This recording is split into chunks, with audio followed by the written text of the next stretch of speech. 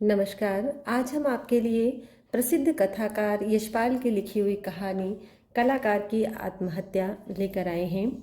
स्वातंत्र्योत्तर काल के लब्ध प्रतिष्ठित सशक्त कहानीकार, निबंधकार एवं उपन्यासकार यशपाल जी का जन्म सन 1903 ईस्वी में फिरोजपुर छावनी में हुआ। छात्र जीवन में उनका परिचय दो प्रमुख क्रांतिकारियों सरदार भगत सिंह तथा सुखदेव से हो गया। इनके संपर्क में आने पर वे स्वयं क्रांतिकारी हो गए। क्रांतिकारी आंदोलन में लिप्त रहने के कारण सन 1932 में उन्हें 14 वर्ष के कारावास की सजा हुई। सन 1938 में उत्तर प्रदेश में जब कांग्रेस मंत्रिमंडल बना तो अन्य कैदियों के साथ उनको भी मुक्त कर दिया गया। यशपाल जी की कहानियों का पहला संग्रह पिंजरे की उड़ान सन 1939 में प्रकाशित हुआ। ये कहानियाँ 1934 से 1938 के बीच जेल में लिखी गई थीं। मार्क्सवादी विचारधारा से भी ये काफ़ी प्रभावित रहे। आपकी रचनाओं पर मार्क्स और फ्राइड के विचारों का प्रभाव है। यशपाल जी की कहानियाँ वर्ग संघर्ष, मनोविश्लेषण और तीखे व्यंग का अनुपम उदाहरण हैं।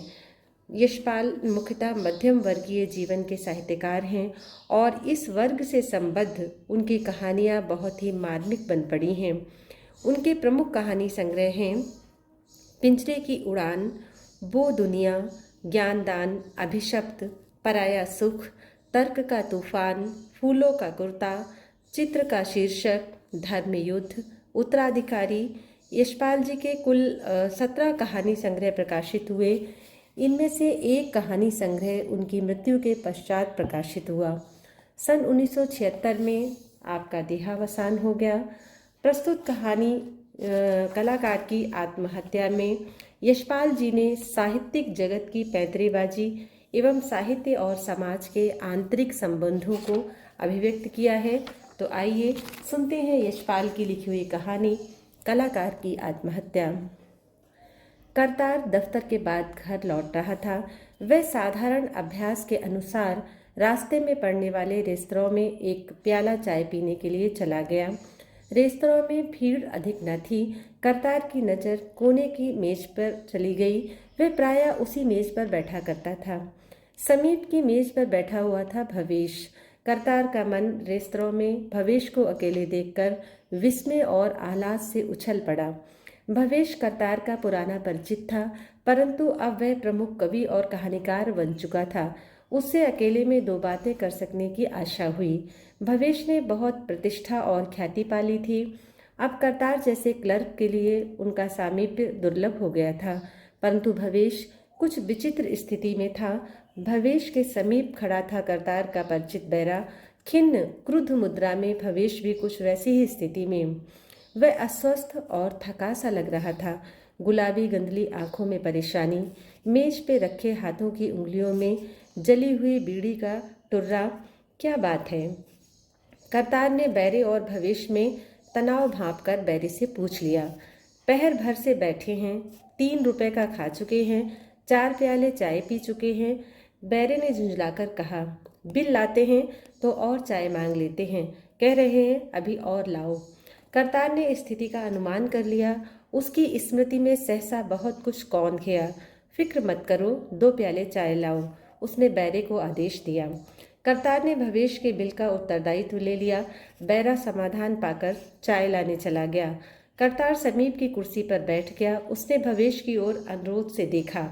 चाय के साथ कुछ और नहीं लोगे? नहीं, अब आवश्यकता नहीं, भवेश ने आंखें चुराकर उत्तर दिया।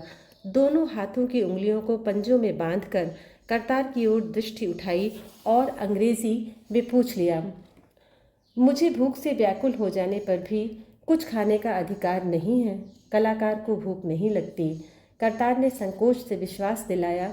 वाह, कैसी बातें कर रहे हो, तुम जो चाहो। भवेश ने आश्वासन पाकर क्रोध में थूक दिया और पूछ लिया, कुछ बीड़ी सिगरेट है? उसकी उंगलियों में समाप्त प्राय बीड़ी का टुकड़ा देखकर करतार को याद आ गया था। वर्ष भर पहले भवेश कवि सम्मेलन, साहित्यिक गोष्ठी या किसी रेस्तरां में दिखाई दे जाता था। उसके हाथ में अच्छे महंगे सिगरेट का डिब्बा रहता था। महंगी सिगरेट की जगह बीड़ी का अंतिम बिना तंबाकू का भाग देखकर करतार का ध्यान भवेश के दयनीय वेश की ओर भी गया। भवेश के कपड़े बहुत अच्छे, प्रायः सिल्क के होते थे। इस समय वह बहुत मैले मसले शरीर से बेनाप बुशर्ट और पजामे में था। बुशर्ट में केवल एक बटन था, उधड़े हुए कॉलर और आस्तीनों से सूत निकले हुए थे। करतार ने सहानुभूति की टीस अनुभव की। करतार ने कोट की जेब से सिगरेट की डिबिया निकाली, डिबिया खोलकर एक सिगरेट बढ़ाकर पेश की।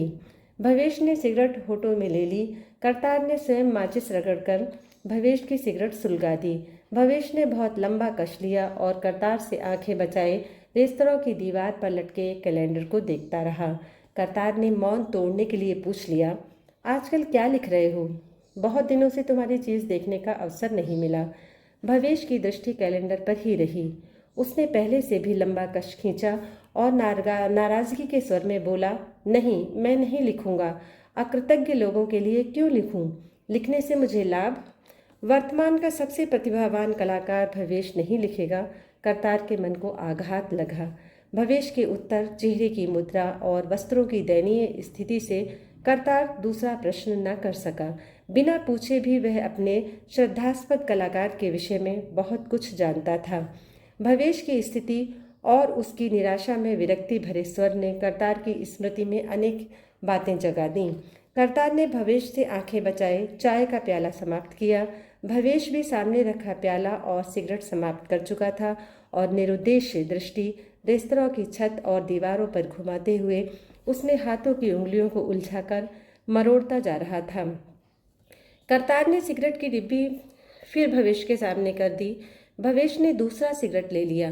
करतार ने उसके लिए माचिस जलाई। उसी माचिस से अपना सिगरेट लगाकर उसने साहस किया, क्यों नहीं लिखोगे? ये तो हमारे साहित्य का बहुत बड़ा दुर्भाग्य होगा। करतार ने कह तो दिया, परंतु उसने कल्पना भी न की थी कि वह अपने पुराने परिचित का ऐसा सामीप्य कभी पा सकेगा, उस मूर्धन्य कलाकार से यूं बात कर सकेगा। भवेश ने बहुत लंबा कश खींचा। करतार की आंखों में सीधे देखकर खिन्न स्वर में बोला, नहीं लिखूंगा, क्योंकि तुम लोग अधिकारी नहीं हो। जो समाजहीन मनोवृत्ति है, प्रपंच से कलाकार का तिरस्कार करता है, वह कला और कविता का अधिकारी नहीं है। भवेश से खिन्नता और निराशा भरा उत्तर पाकर करतार को बात बढ़ाने का साहस न हुआ। उसने विनय से अनुरोध किया, एक चाय और लो। धन्यवाद, इस समय पर्याप्त ले चुका हूँ। भवेश ने सिगरेट की राख झाड़ी और कुछ झिझक कर पूछा, कुछ समय के लिए तुम्हारे साथ तुम्हारे मकान पर चल सकता हूँ? मैं कुछ देर विश्राम के लिए लेटना चाहता हूँ। मेरी तबीयत ठीक नहीं है। कल और आज सड़कों पर घूमते घूमते थक गया हूँ। पिछली रात पार्क में बेंच पर लेटकर बिताना चाहता था। राउंड करने वाले कांस्टेबल ने वहाँ भी विश्राम नहीं करने दिया। रात की ओस और सर्दी नदी किनारे रेत पर काटनी पड़ी। सुबह से धूप में घूम रहा हूँ। सिर में भयंकर दर्द है। भवेश ने दोनों हाथों के अंगूठों से कनपटियों को दबा लिया। करतार का मन पिघल गया। उसने अनुरोध से उत्तर दिया, तुम मेरे यहाँ चलकर विश्राम करो। करतार को कलाकार के प्रति घोर अन्याय के लिए लज्जा अनुभव हुई। समाज को साहित्य के अमूल रत्नों से निहाल करने वाले, समाज को अलौकिक सौंदर्य से चमत्कृत करने वाले व्यक्ति की ऐसी अवस्था।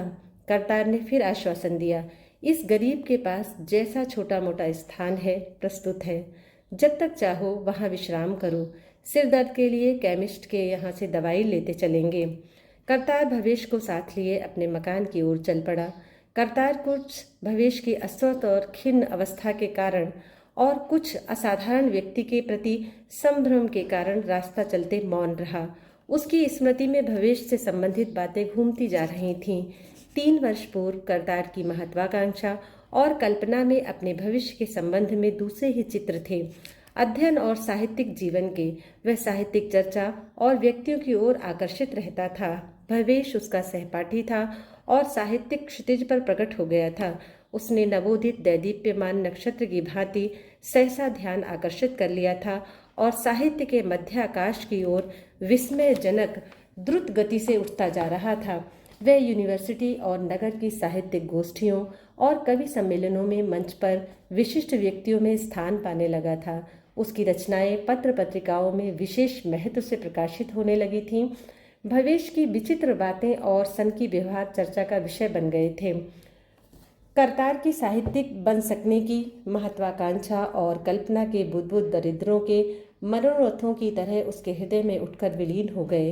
वह भवेश के अनुकरण का साहस न कर सका। भवेश के प्रति उसकी स्पर्धा अपने सामान्य सामर्थ्य को स्वीकार करके प्रतिभा के आदर में बदल गई। भवेश की उज्ज्वल प्रतिभा को यूनिवर्सिटी की शिक्षा और परीक्षा की सीमाएं बांधकर न रख सकीं। उसे आदर से एक प्रतिष्ठित पत्र के संपादकीय विभाग में स्थान दे दिया गया। पत्र की व्यवस्था भी भवेश को अपनी प्रतिभा के लिए संकुचित क्षेत्र लगी। भवेश को पत्र से मिलने वाले वेतन का क्या लोभ होता। लोग कहते थे उसे पत्र की नौकरी की क्या परवाह। वह कभी सम्मेलनों में सहयोग देने के लिए पत्र के वेतन से 4-5 गुना पुष्पांजलि के रूप में पा लेता है। भवेश भावना और आत्मा से कलाकार है। वह लक्ष्मी का दास नहीं, सरस्वती का वरद पुरोहित है। रुपए पैसे की कातरता से कोसों दूर भवेश अनेक चाकरियों को लात मारकर स्वतंत्र साहित्यिक कलाकार बन गया था। करतार ने बीए पास करके सेक्रेटरिएट में अपर ग्रेड क्लर्क की नौकरी पाली थी। जीविका के लिए क्लर्की अपनाकर भी वह स्वांता सुखाए कविता और साहित्य का मौन न छोड़ सका था। भवेश को अपना परिचित और सहपाठी मानने के गर्व में उसके कृतित्व और साहित्यिक सफलताओं की खबर रखता था।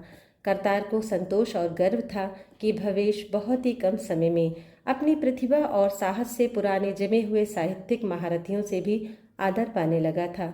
भवेश ने अपनी विशिष्ट प्रतिभा से बहुत कम समय में मूर्धन्य साहित्यिकों में स्थान पा लिया था। सब ओर उसकी रचनाओं की चर्चा और मांग होने लगी थी।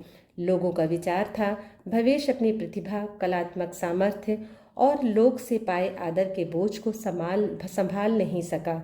भवेश को कवि सम्मेलनों और साहित्यिक गोष्ठियों में इतने निमंत्रण और सहृदय रसिकों के यहाँ संगति और आतिथ्य के लिए इतने अनुरोध मिलते रहते कि उन्हें स्वीकार करके पत्र के कार्यालय का कार्य और अनुशासन निभा सकना असंभव था।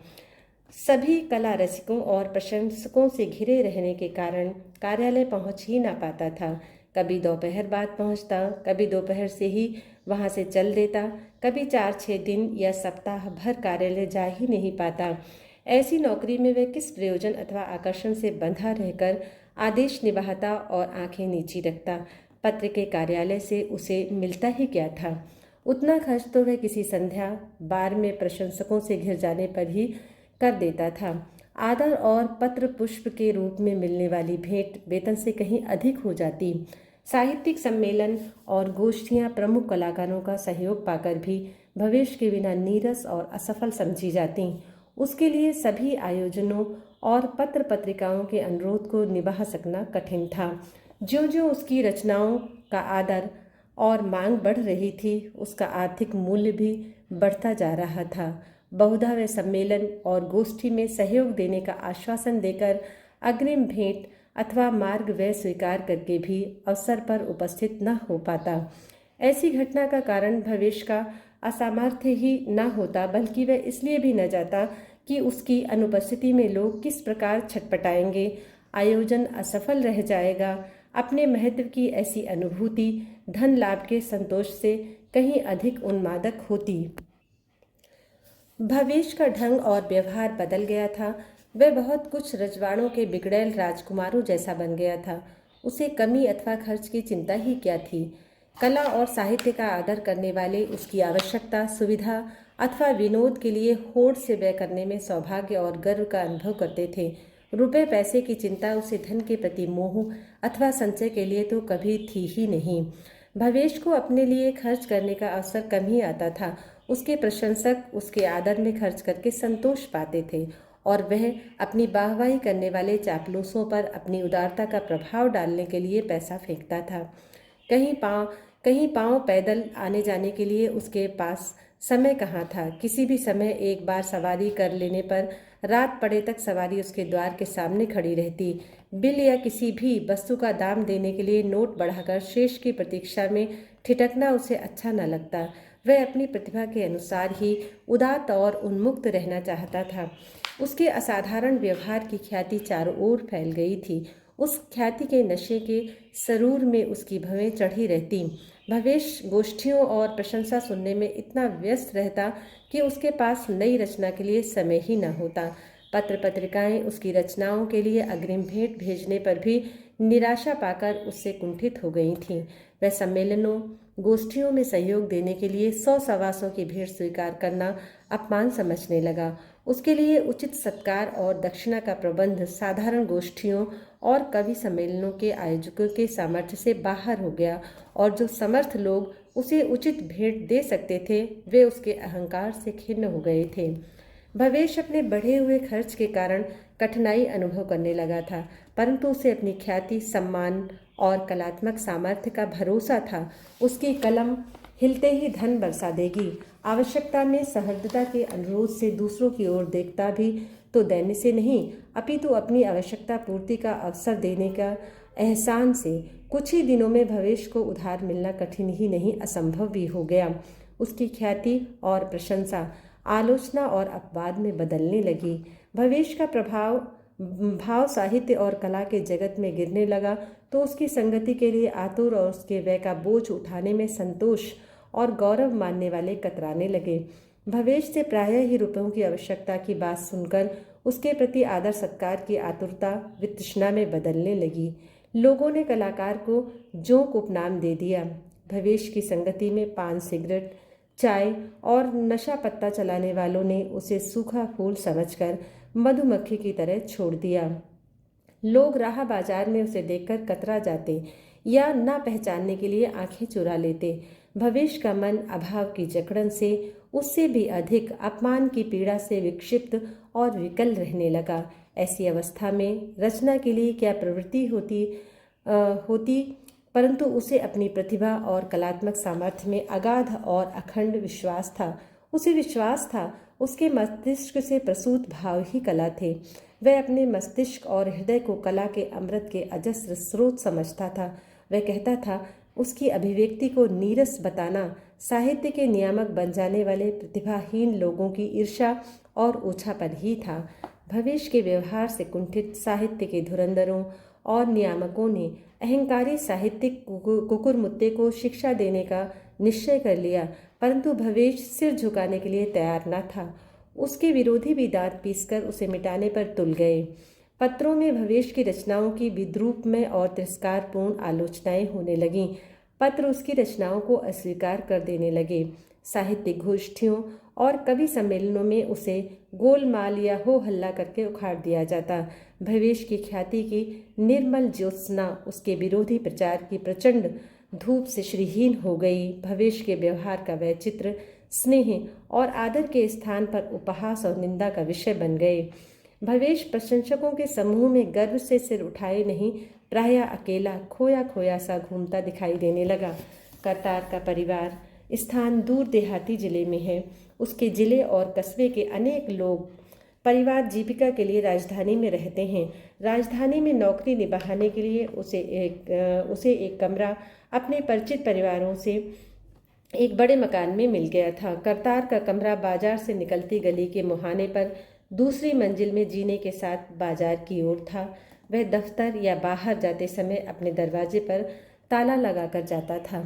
करतार भवेश को लेकर के अपने मकान पर पहुंचा। करतार के कमरे की अवस्था और साज सज्जा अकेले रहने वाले विद्यार्थी या क्लर्क जैसी ही थी। कमरे में जीने के सामने दीवार के साथ छोआ पलंग था। बाजार की ओर खिड़की, एक साथ कोने में छोटी मेज और 2 बिना बाह की कुर्सियाँ। अकेले युवक की सुविधा और आवश्यकता का सामान, मेज पर टेबल लैंप, स्टोव, सुराही, 2 गिलास, प्याले, प्लेटें आदि।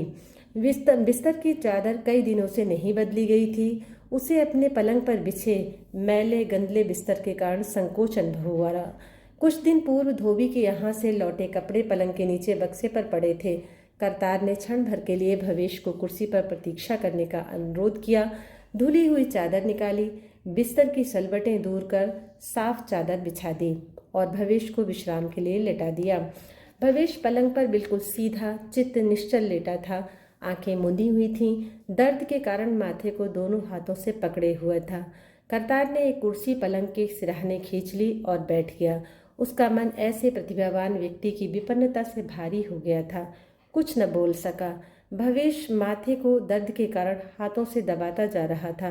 करतार मौन न रह सका। सहानुभूति से बोला, माथा मैं दबा दूं? कहो तो केमिस्ट के यहाँ से कोई बाम ले आऊं? भवेश ने पलकें आधी खोल सहानुभूति के लिए धन्यवाद देकर कहा, बहुत जर्जर अनुभव कर रहा हूँ। तुम्हारे यहाँ कुछ ब्रांडी या कोई दूसरी चीज हो तो आराम मिल सकेगा। मदिरा की आवश्यकता सुनकर करतार को हिचकिचाहट हुई। साधारण संस्कारों को मानने वाले उसके परिवार और परिचित क्षेत्र में मदिरा हे और निषिद्ध वस्तु मानी जाती है। उसे मदिरा के उपयोग और व्यवहार का परिचय भी नहीं था। वह केवल काव्य जगत की मदिरा की उपमाओं और प्रभावों से ही परिचित था, परंतु जनश्रुति से जानता था कि कवि और कलाकार साधारण व्यक्ति नहीं होते। वे बोतल की मदिरा के प्रयोग से भी नहीं हिचकते। करतार ने मन के संस्कार को दबाया। आचार व्यवहार की मान्यताएं सभी अवस्थाओं और स्थितियों में सभी व्यक्तियों के लिए एक समान नहीं हो सकती। कलाकार साधारण व्यक्ति नहीं होता और भवेश जैसे विपन्न और रुग्ण अवस्था में था औषधि के लिए ही सही। करतार ने आश्वासन दिया, अभी प्रबंध करता हूँ। करतार ने ब्रांडी कभी नहीं खरीदी थी, परंतु जानता था ये वस्तु कुछ विशेष दुकानों में ही प्राप्य होती है जहाँ वाइन स्टोर लिखा रहता है। वह अपनी झिझक दबाकर ब्रांडी की सबसे छोटी बोतल खरीद लाया। करतार अपने कमरे में लौटा तो भवेश बिल्कुल निश्चल था, सिर को नहीं दबा रहा था। आहट पाकर भवेश ने आंखें खोल दी। उसे नींद नहीं आई थी। करतार ने कुर्सी पलंग के समीप कर दी, बोतल खोलकर कुर्सी पर रख दी। दवाई पी सकने के लिए अलमारी से एक प्याला उठाकर कुर्सी पर रख दिया। भवेश ब्रांडी की बोतल देखकर उठ बैठा था। बोतल से प्याले में 2 बार लेकर उसने आधी के लगभग पी ली और एक सिगरेट मंगाकर सुलगा लिया। लेटकर पलकें झुकाए मौन सिगरेट पीता रहा। सिगरेट समाप्त कर वह फिर उठा, शेष ब्रांडी में से आधी लेकर पी ली। एक और सिगरेट लिया और फिर लेटकर सिगरेट पीने लगा। दूसरा सिगरेट समाप्त करके उसने बोतल की शेष ब्रांडी खत्म कर दी और करतार से फिर एक सिगरेट मांग ली। भवेश के गंदुमी पीले चेहरे पर कुछ तमतमाहट और लाली आ गई। आंखें गहरी हो गईं। वह तीसरे सिगरेट से कश लेते हुए बहुत कुछ अस्पष्ट धीमे धीमे कुछ गुनगुनाने लगा। करतार उसके शब्द समझ नहीं सकता था, परंतु अनुमान कर लिया भवेश कुछ स्वस्थ अनुभव कर रहा था। अपनी कोई कविता याद आ गई होगी। करतार भवेश से समीप लगभग 1 घंटे से मौन बैठा रहा। भवेश ने तीसरा सिगरेट समाप्त कर फर्श पर डाल दिया तो करतार ने पूछा, अब तबीयत कुछ ठीक है? थैंक यू, अब काफ़ी अच्छा हूँ। भवेश ने भारी पलकें करतार की ओर उठाकर उत्तर दिया। वह पलंग पर पालथी से बैठ गया और करतार को संबोधन किया, तुमने बहुत आड़े में मुझे सहारा दिया है। सब ओर से प्रवंचना और द्रोह पाकर असहाय हो गया हूँ। तुमसे भेंट एक चमत्कार हुआ। करतार ने विनय से कहा, नहीं, मैं भी तो कुछ भी नहीं कर सका। संतोष है कि तुम्हारी तबीयत अब कुछ ठीक है। भवेश दीर्घ निश्वास छोड़ कुछ कड़े स्वर में बोला, मैं जानना चाहता हूँ तुमने ये सहायता कठिनाई में पड़े पुराने परिचित व्यक्ति को दी है अथवा ये कलाकार के प्रति सहृदयता और आदर है? स्पष्ट उत्तर देना। करतार को भवेश के निश्वास से उबकाई उत्पन्न करने वाली अप्रिय गंध अनुभव हुई। उसके शब्दों और स्वर में नशे की लरज का आभास हुआ, परंतु उसने झिझक कर विनय से उत्तर दिया, निश्चय ही मैं तुम्हारी प्रतिभा का, कलाकार का आदर करता हूँ। तुम हमारे समाज और साहित्य का गौरव हो। मुझे भी तो तुम्हारे परिचय का गौरव है। भवेश ने भारी पलकें यत्न से उठाकर करतार की ओर देखा और फिर दीर्घ निश्वास लिया। मेरा अनुरोध है, तुमने जिस सहृदयता और आदर से एक प्रताड़ित कलाकार को सहारा दिया है, उसे कला और साहित्य के प्रति दायित्व मानकर पूरा निभा दो। मैं बहुत बड़ा बोझ नहीं बनूंगा। करतार ने भवेश की बात को ब्रांडी का अस्थायी प्रभाव समझकर उसके अहंकार की ओर ध्यान न दिया। उसके प्रति आदर और उसकी विपन्न अवस्था में सहानुभूति से आश्वासन दिया, तुम कुछ देर विश्राम करो, तुम्हारी तबीयत ठीक हो जाएगी। बताओ इस समय क्या खाना चाहोगे? भवेश ने गर्दन उठाकर कहा, रेस्तरां में पर्याप्त खा लिया है, भोजन की चिंता मत करो। मैं गंभीर बात कर रहा हूँ, स्पष्ट उत्तर चाहता हूँ। तुम नहीं जानते, कलाकार ऐसी मामूली बातों की चिंता नहीं करते। नहीं जानते कलाकार क्या चाहता है। करतार ने झिझकते हुए कहा, मैं कलाकार नहीं हूँ, परंतु कलाकारों का आदर करता हूँ। विश्वास रखो, मैं जिस योग्य हूँ प्रस्तुत हूँ।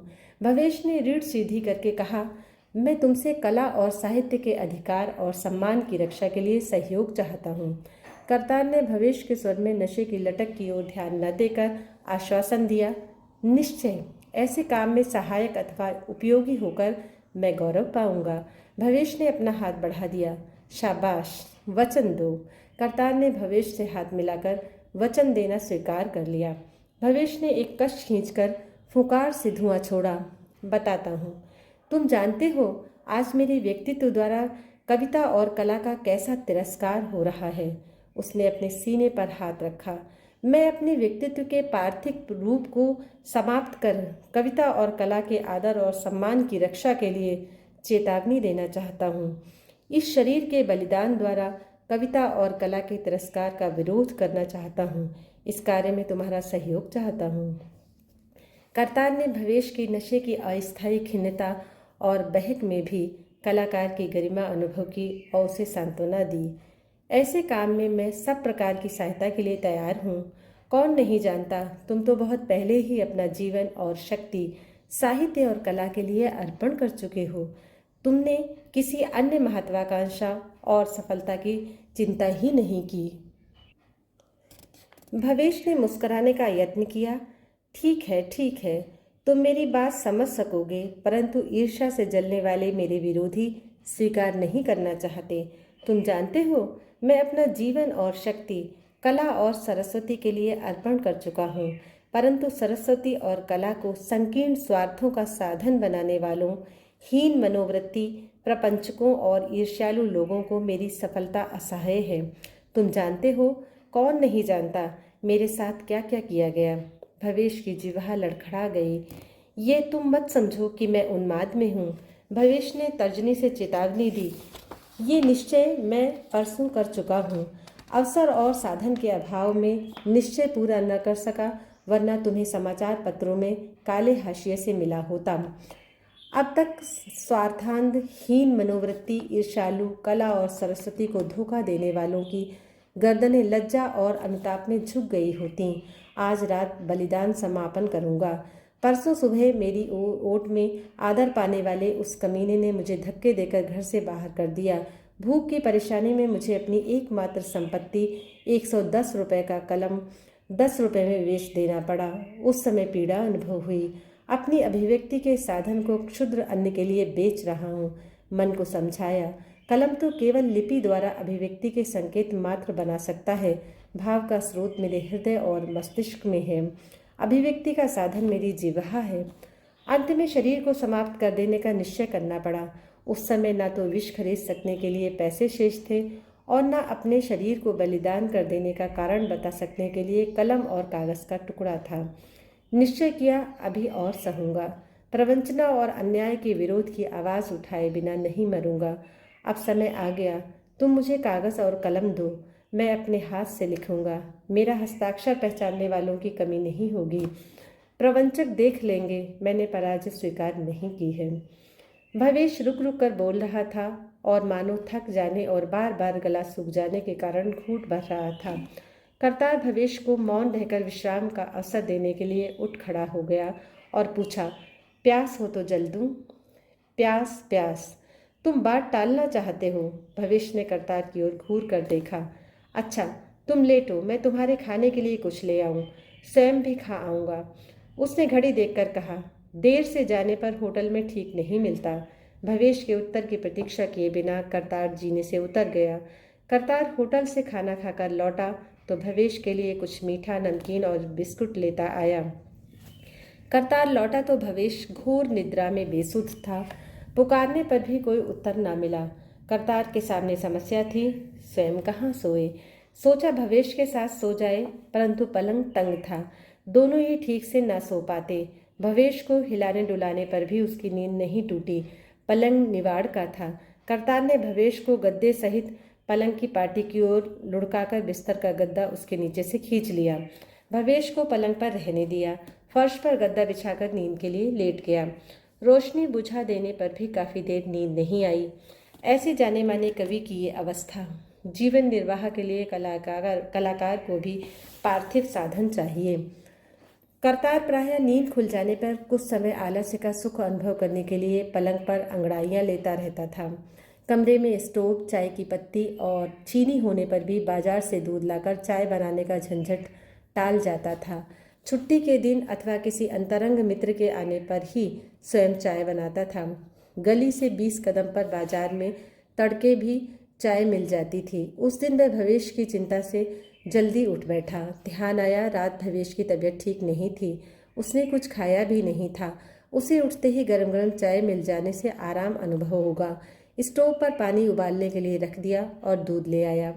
पानी खौल गया था। उसने शेव बना ली और पुरानी पत्रिकाओं के कुछ अंकों में खोजकर भवेश की रचनाएं सराहना से पढ़ने लगा।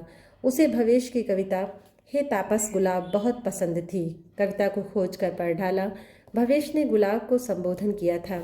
हे गुलाब, तुम्हारा फूल तुम्हारे तप का उद्गार है। तुम अपने फूल के रूप, गंध और रस से संसार को सुंदर बना देते हो, परंतु संसार से तुम पाते क्या हो? केवल मल। संसार में जो कुछ उपयोग से नष्ट हो जाता है, जो कुछ मनुष्य, पशु और पक्षी त्याग देते हैं, जो कुछ रोग का कारण बन जाता है, घृणित हो जाता है, असह्य हो जाता है, तुम उस हे और हानिकारक को सहर्ष स्वीकार कर लेते हो। उस घृणित को स्वीकार करने की वेदना से तुम्हारा शरीर कांटों से भर जाता है। तुम उससे भी खिन्न नहीं होते। इस तप को निभाकर तुम संसार को सबसे अधिक सुंदर, सुवासित और कोमल उद्गार देते हो। मुझे किसी और से नहीं, तुमसे ईर्ष्या है। मैं भी सब शारीरिक क्लेशों और मानसिक यंत्रणाओं के कांटों को ओढ़कर जीवन को प्रेरणा देने वाले कोमल, सुंदर और सुवासित उद्गार दे सकूं। करतार के मन ने स्वीकार किया, ये कलाकार भी क्या गुलाब के पौधे की भांति नहीं है? भवेश ने आंखें खुलते ही उबलता पानी और चाय का इंतजाम देखा। चाय मिल जाएगी? अहो भाग्य। करतार चाय बनाने लगा और भवेश से पूछा, अब तबीयत कैसी है? भवेश ने अपने माथे पर हाथ फेरा। भारीपन तो है, गर्म चाय बहुत अनुकूल रहेगी। भवेश ने चाय की प्याली समाप्त कर एक सिगरेट लिया और फिर एक प्याली और ली और कोहनी तकिए पर रख हथेली पर माथा टिका लेटकर सिगरेट पीने लगा। करतार दफ्तर के मार्ग में ही नाश्ता या आहार कर लेता था। दफ्तर के खुलने का समय हो गया था। उसने भवेश से कहा, रात तुमने कुछ नहीं खाया, तुम्हारे लिए लेता आया था, परंतु तुम्हें नींद आ गई थी। तुम्हारी नींद खराब करना उचित नहीं समझा। उसने मेज पर रखे रुमाल में बंधे आहार की ओर संकेत किया और पूछा, यदि और कुछ चाहो तो ला दूं। भवेश ने रूखी लटों में उंगलियां चलाकर उत्तर दिया, अभी माथा बहुत भारी है, कुछ दर्द भी है, इच्छा होगी तो यही ले लूँगा, अभी विश्राम करना चाहता हूँ। भवेश से तबीयत ठीक न होने की बात सुनकर करतार ने चिंता से उसकी कलाई को स्पर्श करके देखा। ज्वर मालूम नहीं हुआ। पूछ लिया, सिर दर्द है तो दवाई लाकर दे जाऊं? दवाई लेने जाओगे? भवेश ने विरक्ति से कहा। तुम्हें विलंब ना हो रहा हो तो एक प्याला चाय और पिला दो। डिबिया में सिगरेट है? करतार की डिबिया में एक ही सिगरेट शेष था। दिन भर में 4-5 से अधिक सिगरेट न पीता था। करतार ने बाजार से एक डिबिया सिगरेट और माचिस लाकर पलंग के सिरहाने रख दी। 2 प्याले चाय और बना दी और चलते हुए बोला, तुम बिल्कुल विश्राम करो, धूप में न निकलना, कहो तो मैं छुट्टी लेकर लौट आऊं। भवेश ने उंगलियों में थमे सिगरेट के धुआं की ओर देखते हुए कह दिया, क्या करोगे छुट्टी लेकर? मैं यहीं रहूँगा, कहीं नहीं जाऊँगा। परेशानी ना हो तो अपना कलम मेज पर छोड़ जाओ। करतार दफ्तर से छुट्टी पाने पर अपने अभ्यस्त स्थान पर चाय पीने के लिए नहीं रुका। सोचा चाय घर में बनाएंगे, भवेश को भी पिलाएंगे, जाने उसकी क्या अवस्था होगी। संभव है मेरे कलम से कोई अमर रचना लिखी पड़ी हो, उसके कमरे में उसके ही कलम से लिखी गई कोई चीज़। मार्ग में उसने भवेश के लिए 2 संतरे खरीद लिए। करतार लौटा तो कमरे के किवाड़ बंद थे, परंतु ताला नहीं लगा था। करतार के हाथों के दबाव से किवाड़ खुल गए। जो कुछ देखा उससे आघात सा लगा। भवेश प्रातः की तरह दाहिनी कोहनी के सहारे लेटा हुआ था। उसकी आंखें गुलाबी, पलकें बहुत भारी और चेहरे पर तमतमाहट थी। पलंग के साथ कुर्सी पर नई बोतल, रात खरीदी बोतल से दुगनी रखी हुई थी। खाली गिलास भी था और पानी की सुराही पलंग के समीप फर्श पर थी। करतार ने एक नज़र में देख लिया। बोतल विस्की की थी। बोतल से 1/3 विस्की निकल चुकी थी। भवेश की उंगलियों में थमा नया सिगरेट पुष्ट तार छोड़ रहा था। पलंग के नीचे सिगरेट की 2 खाली डिब्बियाँ पड़ी थीं। तीसरी नई खुली हुई डिब्बी कुर्सी पर थी। कुर्सी के ऊपर कुछ आने शेष पड़े थे। करतार ने समझ लिया वह भवेश की आवश्यकता के विचार से 10 रुपये का एक नोट छोड़ गया था। उसमें से उतना ही शेष रह गया था। मन को चोट लगी, कुछ बोल ना सका। उसे लगा जैसे भवेश अति कर रहा था। सहसा कुछ निश्चय न कर सका। रुमाल में बंधे संतरे मेज पर रख दिए। मेज पर लेटर पैड खुला पड़ा था। पैड का खुला पृष्ठ कोरा ही था। पैड पर पेन रखा था। समझ लिया भवेश ने कविता नहीं लिखी। विरक्ति अनुभव हुई। पीता ही रहा। करतार अपने और भवेश के लिए चाय बनाने की बात भूल गया। करतार ने मेज के समीप पड़ी कुर्सी पलंग के समीप खींच ली और कुर्सी पर बैठ गया। भवेश उसकी ओर ध्यान न देकर मौन निश्चल सिगरेट पीता रहा। करतार ने भवेश को संबोधन किया, अब क्या विचार है? भवेश ने सिगरेट से एक और कश लिया। आंखें झपक कर करतार की उपस्थिति को स्वीकार किया और घूमकर उसकी ओर बहुत स्थिर गंभीर स्वर में बोला, विचार तुम्हें बता चुका हूँ, तुम्हारे आने की प्रतीक्षा कर रहा था। भवेश ने बोतल से गिलास में कुछ विस्की और डाल ली। करतार की ओर देखकर कहा, जरा सुराही उठाकर थोड़ा जल दे दो। उसने जल मिली विस्की से 2 घूंट भरे, सिगरेट का कश लिया और करतार की ओर देखा। विचार तुम्हें बता चुका हूँ, उसी के लिए तुमसे वचन लिया है। भवेश ने अपने बुशर्ट की जेब से 4 तह किया हुआ करतार के पैड का कागज़ निकाला और करतार की ओर बढ़ा दिया। लो, ये पढ़ लो। करतार ने कागज़ सीधा करके पढ़ा। कविता और कला की आत्मा के नाम। मेरे इस अंतिम कार्य को आत्महत्या कहा जाएगा। समाज का कानून और पुलिस इसे आत्महत्या ही कहेंगे। वास्तव में मैं आत्महत्या नहीं कर रहा हूँ। मेरी हत्या की जा रही है। मेरी हत्या का उत्तरदायित्व समाज में साहित्य, कविता और कला के जीवित रह सकने के लिए असंभव परिस्थितियों पर है। मैं अपने प्राणों को किसी सनक में नहीं, विवशता से न्यौछावर कर रहा हूँ। मैं इस समाज में जीवित नहीं रह सकता क्योंकि इस समाज में सरस्वती, कला और साहित्य त्रस्त और दलित है। उनके लिए स्थान नहीं है। इस समाज में आदर, महत्व और सामर्थ्य प्रपंच से रुपए पैसे बटोर सकने का है, सरस्वती और कला का नहीं। जिस समाज में साहित्य और कला को व्यवसाय और दांव पेच की वस्तु और छिछले विनोद की चेरी बनाकर रखा जाए, उस समाज में सरस्वती और कला का आराधक कलाकार ससम्मान जीवित नहीं रह सकता। जो समाज साहित्य और कला का मूल्य नहीं जानता, जो समाज सरस्वती के पुरोहित को तिरस्कृत करता है, जो समाज कलाकार को जीवन की मामूली आवश्यकताओं के साधनों के लिए गिड़गिड़ाता देखना चाहता है, वह समाज कलाकार के श्रम के फल का अधिकारी नहीं। मैं सरस्वती और कला की उपेक्षा, तिरस्कार के विरोध और कला और सरस्वती के प्रति उचित न्याय की मांग के लिए अपने प्राण न्यौछावर कर रहा हूँ। समाज एक कलाकार के लिए आंसू न बहाकर सरस्वती और कला के अंकुरों के पनप सकने योग्य परिस्थितियाँ बनाने की चेतावनी पाए। मेरे सहृदय मित्र और अंतिम मेजबान पर मेरे जीवन की समाप्ति का कोई उत्तरदायित्व नहीं। मैं उससे पाई सहायता के लिए आभारी हूँ। भवेश। करतार पत्र का अंतिम भाग बहुत कठिनाई से दांतों से होठों को काटकर पढ़ सका। पत्र पढ़कर करतार ने कलाकार की निराशा के प्रति वेदना अनुभव की और उसके आत्महत्या के निश्चय से भय भी। उसने घरघराते स्वर में कहा, क्या व्यर्थ की बातें करते हो? ऐसे हताश नहीं होना चाहिए। भवेश ने शेष गिलास 3 घूंटों में समाप्त कर सिगरेट से एक लंबा कश खींचा। करतार की बातें सुनकर भवेश मौन रहा। विचारपूर्ण मुद्रा में होठों और नाक से धुआं निकल जाने दिया और फिर स्वर संयत करने के लिए खांसकर बोला, ये नशे और निराशा की विमूढ़ता नहीं है।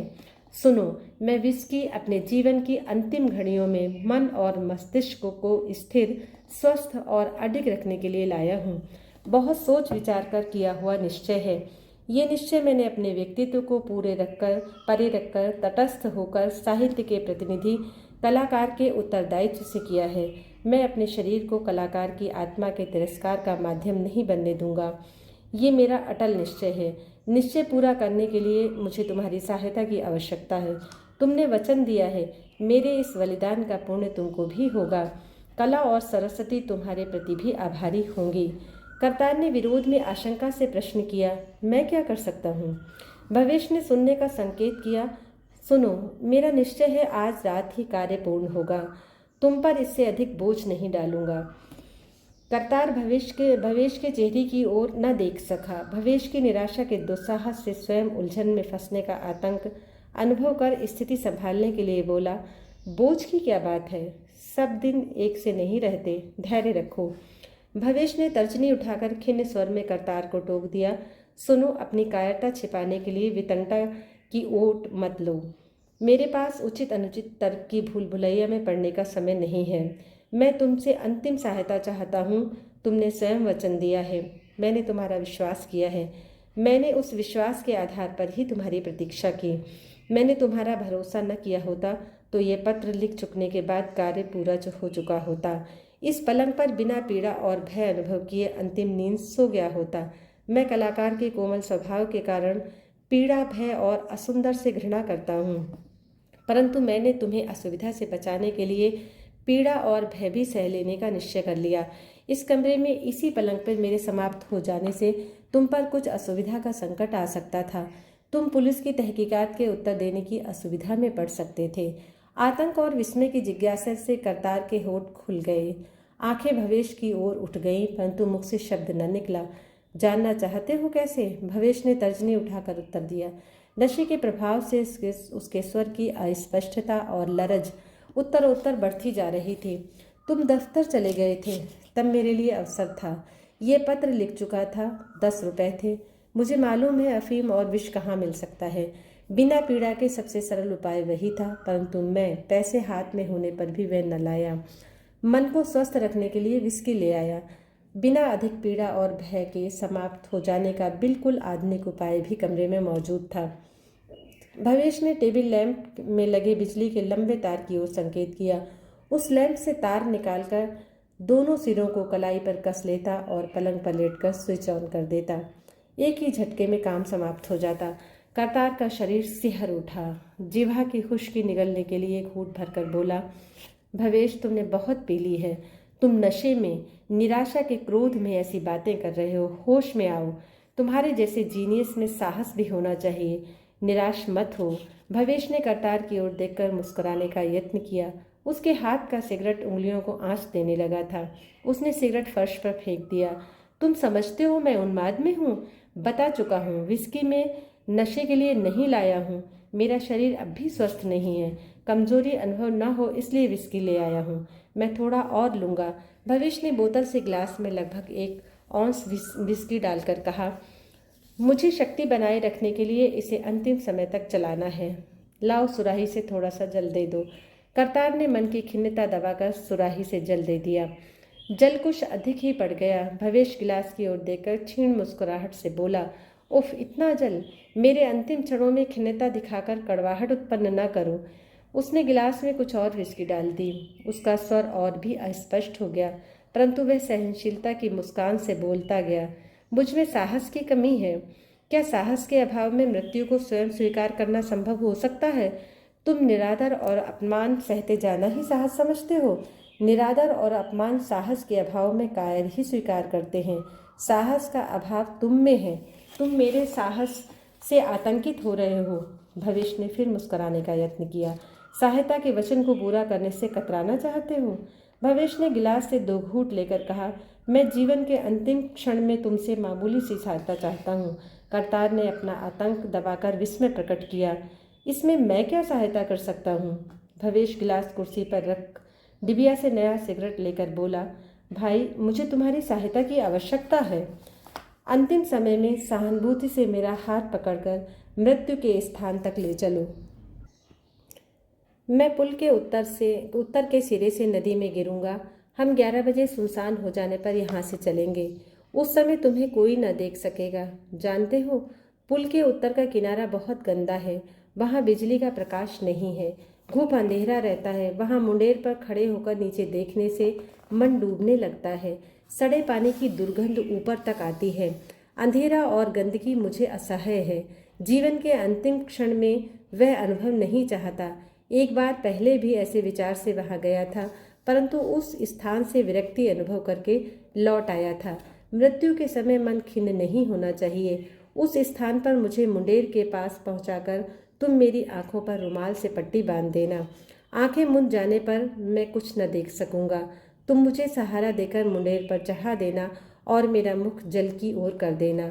और आंखें मूंदी रहने पर यदि मैं घबराहट और उतावली में मुंडेर से नदी में कूदने के बजाय पुल पर ही कूद गया तो कलाकार की आत्महत्या दुखांत नाटक न बनकर एक व्यंग बन जाएगी।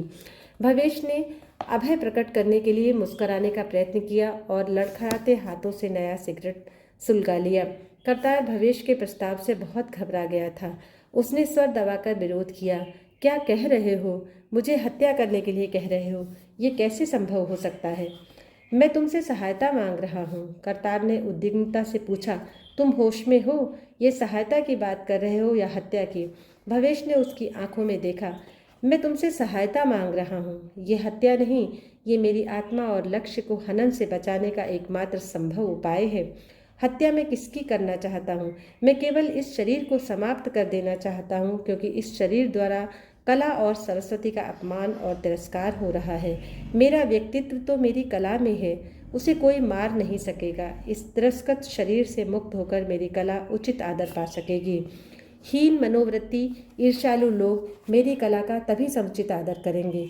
मेरी कला अमर हो जाएगी। मैं अपने बलिदान से अपनी कविता को अमर बनाने के लिए तुम्हारी सहायता चाहता हूँ, हत्या के लिए नहीं। तुमसे मैं हत्या के लिए नहीं कह रहा हूँ। परिस्थितियों से असहाय बन गए मित्र के प्रति सहायता का कर्तव्य पूरा करने की याचना कर रहा हूँ। करतार ने सिर हिला दिया। चुप रहो, तुम बेहोशी में हो, नशे में हो, असंभव बातें कर रहे हो। करतार विचित्र संकट में फंस गया था। भवेश के प्रति आदर, सहानुभूति और करुणा क्रोध में बदल गए। ये सब मेरे लिए संभव नहीं है। तुम जो चाहो सो करो। उसने पछतावा अनुभव किया। किस मुसीबत को घर ले आया। नशे में न जाने ये क्या उत्पात खड़ा कर दे। उसने साहस और निश्चय बटोर भवेश को कड़े स्वर में संबोधन किया। तुम्हें जो करना है करो, मैं ज्यादा बात नहीं करता। मेहरबानी करो और यहाँ से चले जाओ। करतार की धमकी सुनकर भवेश मुस्कुराया और नशे की लहर से अस्पष्ट गोल गोल स्वर में बोला। तुम्हें भी देख लिया। कला और प्रतिभा के लिए तुम्हारा आदर देख लिया। अब मैं अधिक दुत्कार और यातना नहीं सहूंगा। तुम लोगों को क्षमा नहीं करूंगा। यदि तुम मेरे साथ चलने और सहायता देने से इनकार करोगे तो ये शरीर इसी कमरे में पलंग पर लाश बनेगा। विष न होने पर वह बिजली का तार तो है, परंतु मैं नहीं चाहता कि तुम समाज और पुलिस की तहकीकात की जवाबदेही के संकट में पड़ो। भवेश मुस्कुरा दिया। करतार भवेश की धमकी से चिढ़ गया। मैं कहता हूँ तुम यहाँ से चले जाओ। करतार ने स्वर दबाकर चेतावनी दी। मैं अंतिम बार कह रहा हूँ, स्वयं चले जाओ वरना मुझे जबरदस्ती करनी पड़ेगी। भवेश ने उसकी ओर देखा और मुस्कुराया। मुझे धमकी देते हो? अच्छा। वह गिलास उठाकर समाप्त करने लगा, परंतु उछल पड़ा। भवेश के हाथ से गिलास फर्श पर गिरकर टूट गया। वह पलंग की पाटी पर झुककर ऊंचे स्वर से बमन करने लगा। कमरे में दुर्गंध भर गई। करतार ग्लानि और विवशता में कमरे से चले जाने के लिए जीने की ओर घूमा। उसी समय पड़ोस से पुकार सुनाई दे गई। करतार बाबू, क्या बात है? क्या तबीयत खराब है? पड़ोसी विशन बाबू का स्वर था। समीप आते ही उनके कदमों की आहट भी सुनाई दी। करतार ठिठक गया। विशन बाबू सहायता के लिए कमरे में चले आए तो क्या होगा? विकट परिस्थिति से माथे पर पसीना आ गया। वह तुरंत जीने में हो गया और किवाड़ मूंद लिए। बिशन बाबू ने अपना दरवाजा खोल लिया था। उन्होंने पूछा, क्यों, क्या हुआ, कौन है? करतार ने संभल कर उत्तर दिया, ऐसे ही मेरा मित्र मेहमान है। उसकी तबीयत खराब थी, बमन हो गया है। वह जीना उतरकर आंगन में गया। बिहारी लाल की कोठरी के सामने से दोनों हाथों में राख उठाई और अपने कमरे में जाकर बमन पर डाल दी। करतार कमरे में कोलाहल के कारण पड़ोसियों के सामने फजीहत होने की आशंका से विवश था। कमरे में दुर्गंध थी। भवेश उसकी आज्ञा कर अथवा नशे में शिथिल हो उसकी ओर पीट कर लेट गया था। कमरे में खड़े या बैठे रहना करतार के लिए संभव न था। वह परिस्थिति से विवश दांत पीसकर कमरे के किवाड़ उड़काकर जीने से उतर गया। करतार का मन ग्लानि से खिन्न था। भोजन के लिए ऐसी खिन्न अवस्था में होटल नहीं गया। सोचा कहाँ जाए। महान कलाकार को श्रद्धा से निमंत्रण देकर घर ले आया। वह मेरा पैसा बर्बाद कर मेरे कमरे में दुर्गंध फैलाकर मेरे पलंग पर अधिकार जमाए है और मेरे लिए स्थान नहीं। करतार विद्रूप में असहाय अवस्था में फंसकर अपनी भावुकता के लिए पछताता रहा। अपनी ऐसी अवस्था दूसरों को बताकर वह उपहास का ही पात्र बनता। वह परिस्थिति का उपाय सोचने के लिए बाजार से निकलकर सूने पार्क की ओर चला गया। पार्क में सड़क के प्रकाश से दूर गुलाब की क्यारियों के समीप बेंच पर जा बैठा। करतार अपनी विकट परिस्थितियों से उद्धार का उपाय सोचना चाहता था। उसका मन अपनी भावुकता के लिए अनुताप से खिन्न था। मैंने क्या मुसीबत ले ली। ये श्रद्धा के पात्र महान कलाकार, यही इनकी वास्तविकता है। पार्क की वायु शीतल थी, चारों ओर फूलों की भीनी महक थी। वहां आकर भी करतार के मस्तिष्क से अपने कमरे में भविष्य के वमन से भरी दुर्गंध का प्रभाव नहीं गया। करतार लगातार दुर्गंध से खिन्न हो गया। मस्तिष्क से दुर्गंध का प्रभाव दूर करने के लिए सोचा फूलों के और समीप हो जाए। उसने घूमकर क्यारियों की ओर नजर डाली। क्यारियों के समीप खाद का बड़ा ढेर लगा था। उसने पहचाना वह दुर्गंध उसके कमरे में भरी दुर्गंध से भिन्न सड़े हुए गोबर और दूसरे मैले की दुर्गंध थी। दुर्गंध भिन्न थी परंतु अप्रिय और असह्य। करतार दुर्गंध से बचने के लिए गुलाब की क्यारियों से घिरी बेंच से उठकर खुले लॉन की ओर चल दिया। दुर्गंध की विरक्ति से थूक दिया।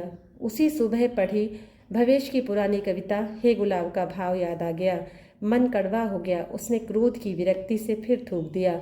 खाद समेटने की, जमीन खोदने की, सब तरह की कड़ी मेहनत हम लोगों के भाग्य में है। इन कलाकारों का काम है केवल फूलों पर मंडराना, उनके सौरभ और सौंदर्य के गीत गाना। करतार को याद आ गया वह पहले भी कई बार उस पार्क में उसी बेंच पर बैठ जाता था। चारों ओर फूलों से भरी क्यारियों को देखकर अपनी कल्पना और भावुकता को जगाने का यत्न करता था। अपनी भावुकता कल्पना को पद्यबद्ध कर देने अथवा किसी चमत्कारिक कल्पना की कहानी का रूप दे सकने के स्वप्न देखता था, जिससे लोग फड़क कर वाह वाह कर उठें। वह अपने प्रयत्न में असफल रहकर भवेश और दूसरे कवियों के पद गुनगुनाने लगता। भावपूर्ण कहानियां याद आ जाती। उस समय भवेश और उसकी रचनाओं की याद, उसके बमन की दुर्गंध और दूसरों को अपना सेवक समझने के अहंकार की याद दिलाने लगी।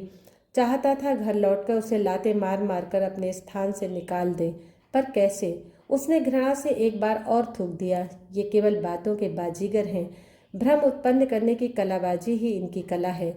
बातों के अतिरिक्त ये क्या बनाते हैं किसी के लिए। इनकी प्रतिभा और सामर्थ्य केवल मानसिक विलासिता, दिमागी दिल्लगी और काल्पनिक तमाशबीनी जुटाना है। उसके मूल्य में चाहते हैं संसार का सब कुछ और समाज में सबसे अधिक आदर। करतार को अपनी सरलता और भावुकता के लिए पछताते हुए ख्याल आया, नशे में धुत अहंकारी मूर्ख से तर्क करने की क्या आवश्यकता। उसकी बात मानकर उसे बाजार तक साथ ले आता और फिर मेरी बला से वह जो करता जहाँ जाता। कह रहा था घड़ी दो घड़ी विश्राम करके पुल पर जाएगा। करतार ने कलाई पर बंधी घड़ी में समय देखा और लौट पड़ा। करतार अपने कमरे में लौट आया। भवेश उसके पलंग पर गहरी नींद में था। करतार ने परेशानी अनुभव की। ऐसी अवस्था में क्या करे।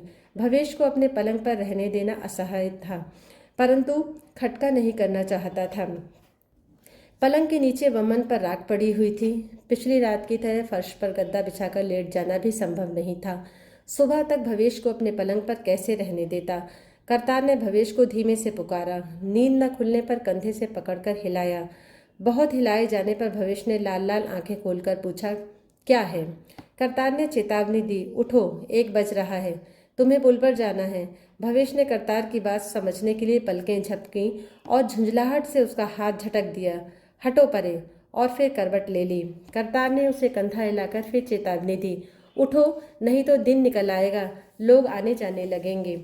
भवेश ने करतार का हाथ अपने कंधे से झटक कर क्रोध से ऊंचे स्वर में फटकार दिया, हटो परे, पागल हो। इस समय मेरी अवस्था और मूड आत्महत्या के लायक है। भवेश मुख तकिए में दबाकर औंधा हो गया। करतार ने विवश विस्मय से सिर पर हाथ मार लिए। यह क्या, यह भी कोई कला है, कविता है, कहानी है। तो ये कहानी थी यशपाल जी की लिखी हुई कलाकार की आत्महत्या।